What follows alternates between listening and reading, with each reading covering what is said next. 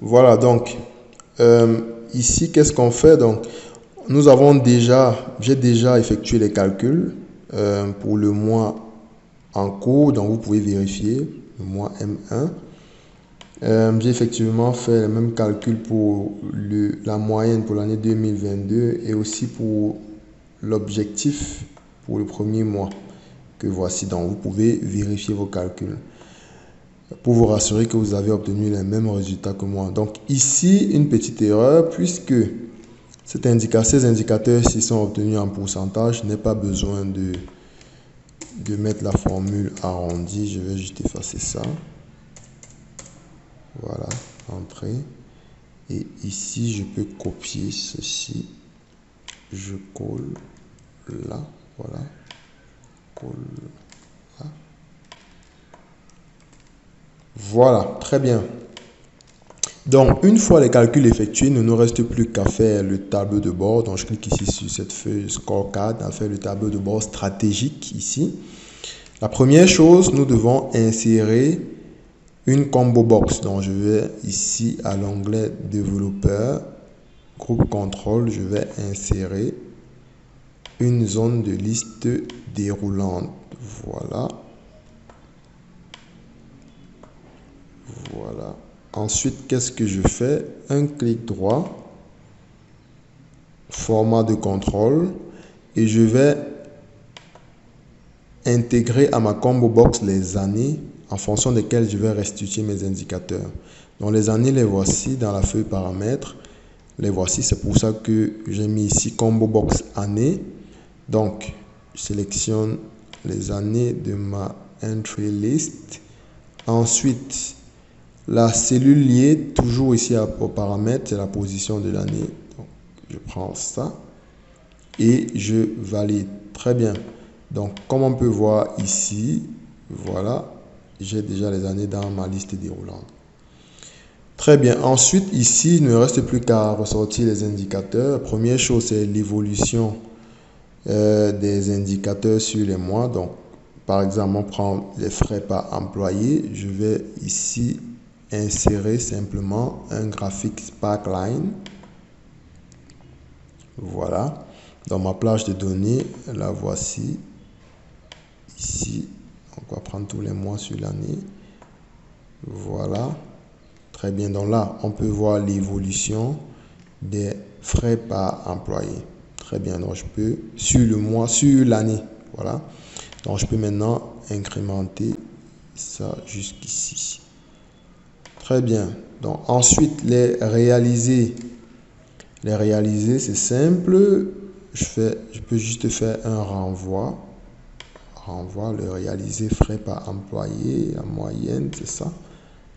Je valide et puis j'incrémente comme ceci. Super. L'objectif, pareil, c'est ça l'objectif. Voilà. Ensuite, le delta dans la variance, eh bien c'est simple, ce sera le réalisé moins l'objectif. Ici, j'ouvre, je ferme la parenthèse que je vais diviser par l'objectif. Très bien.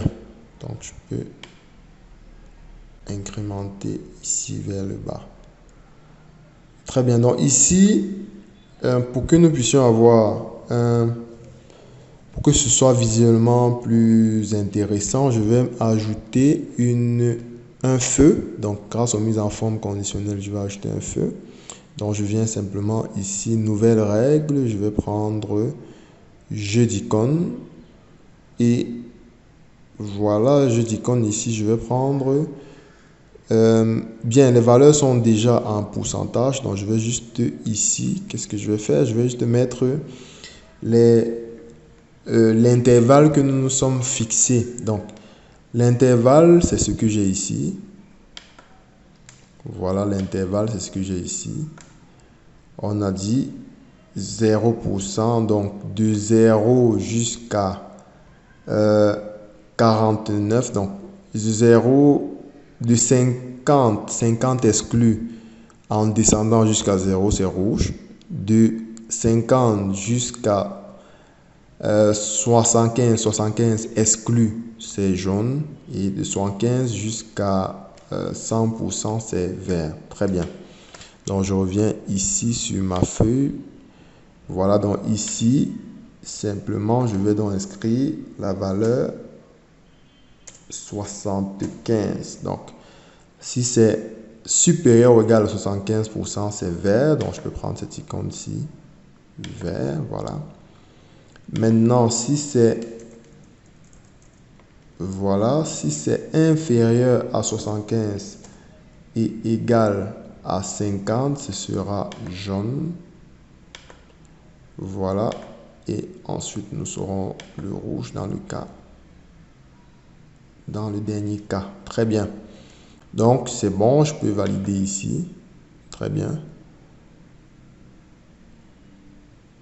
Je vais tirer ça là. Voilà. Très bien. Donc, ensuite, ici, j'ai la tendance. Donc, ceci actuel, c'est-à-dire que ça, c'était le year to date. Donc, c'est la valeur pour l'année d'avant, non, le N-1. Donc, ceci, c'est-à-dire que si on est en 2022, par exemple, si on est en 2022, voilà, le N-1, c'est en 2021. Donc, c'est pour faire une comparaison par rapport à la même période sur l'année précédente, sur l'année d'avant. Donc, je vais donc, en fonction de ça, calculer la tendance, trend. Donc, la tendance, ce sera égal à quoi? Simplement, voilà, sera égal simplement au réalisé, donc ceci, moins le year to date. Voilà, je vais fermer la parenthèse. Et je vais diviser simplement par le year to date, toujours. Très bien, et je vais tirer. Super. Donc ici aussi, je peux faire simplement un feu. Je peux simplement mettre un feu ici aussi. Ici, voilà, nouvelle règle. Jeu d'icône. Voilà, je peux prendre ceci. Voilà, ceci. Et ce sera pareil. Ce sera pareil. Donc, on va dire ici 75. Ici 50. Voilà. Très bien. Je peux tirer ça vers le bas. Comme ça. Voilà. Super. Donc, pour conclure, ici, je peux prendre cette mise en forme ici pour qu'on ait quand même un vide ici. Attention, attention. Attention, non. Ici, je vais mettre aucun remplissage blanc. Voilà, ici, remplissage blanc. Très bien. Donc, pour l'axe processus interne, l'axe apprentissage, eh bien, c'est la même chose, c'est pareil. C'est pareil. C'est pareil. Donc, rapidement, je peux refaire ça rapidement. C'est pareil. Donc, ici, je prends le sparkline. Donc, cette fois-ci, on est à commission. Donc, je viens ici, commission. Voilà. Je tire. Voilà. Ensuite, le réaliser, c'est quoi? C'est ça.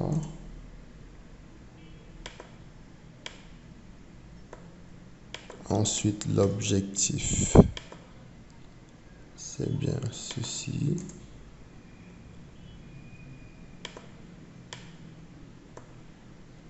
Voilà. Ensuite, le delta, comme on a dit, j'ouvre la parenthèse, ça va être égal au réalisé moins l'objectif divisé par l'objectif. Donc, je peux faire la parenthèse ici. Divisé par l'objectif.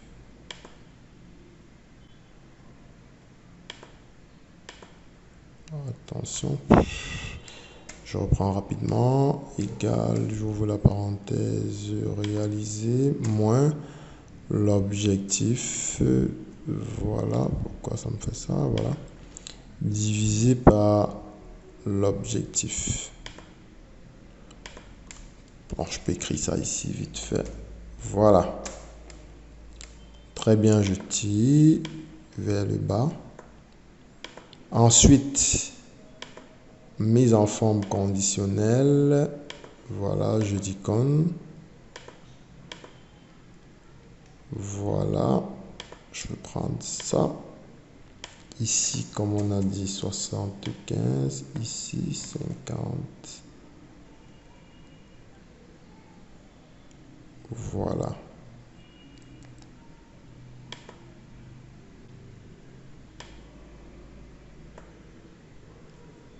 Très bien.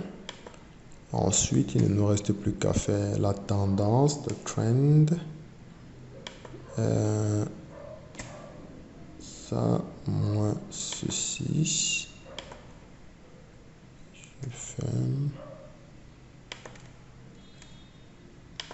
Voilà, je divise par, voilà, par la tendance.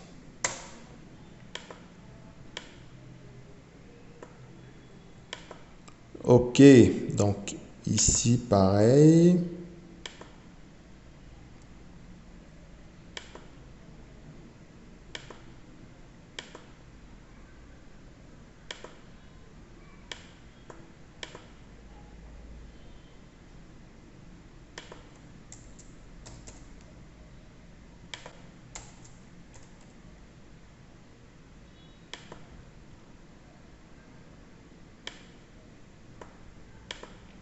Voilà, donc comme précédemment, ça, je vais mettre remplissage ici, celui-ci aussi. Super, donc si vous avez bien compris, je vous invite à faire ceci. Donc, mettez la vidéo en pause et essayez vous-même de faire, de ressortir les indicateurs pour l'axe apprentissage et innovation. Super, bien. Donc, nous finissons ici avec l'axe client qui est à peu près la même chose. Voilà, axe client. Oui, axe client. Donc, calcule d'abord, on ressort d'abord l'évolution. Donc, ici, la courbe. Voilà, les plaintes.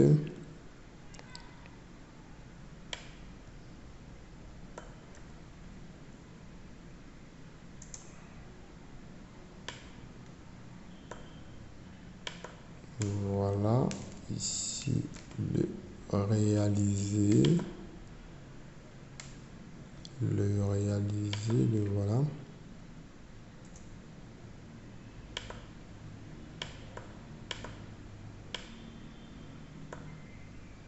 L'objectif.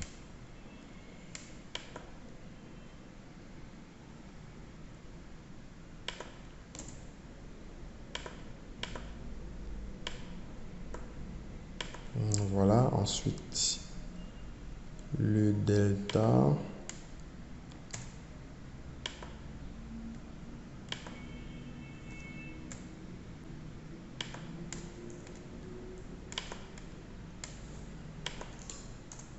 Voilà.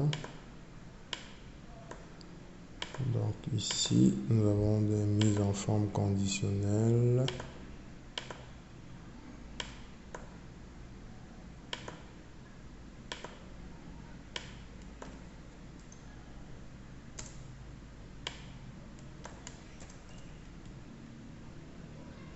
Donc ici, je peux changer quand même. Je peux prendre ça par exemple, ça fait différent.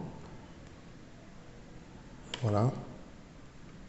Et ici, voilà. Ensuite, il ne nous reste plus que la tendance qui va être égale à quoi? Le réaliser moins l'objectif divisé par, oui, par, autant pour moi, par l'IET ici. Voilà.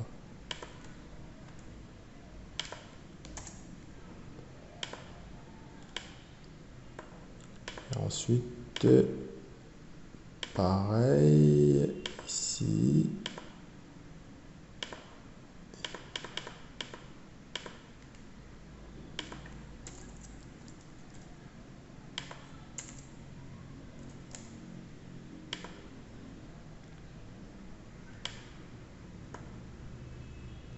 Voilà, super. Donc, vous voyez, on peut tester rapidement. Voilà, vous voyez que tout change en fonction de notre combo box.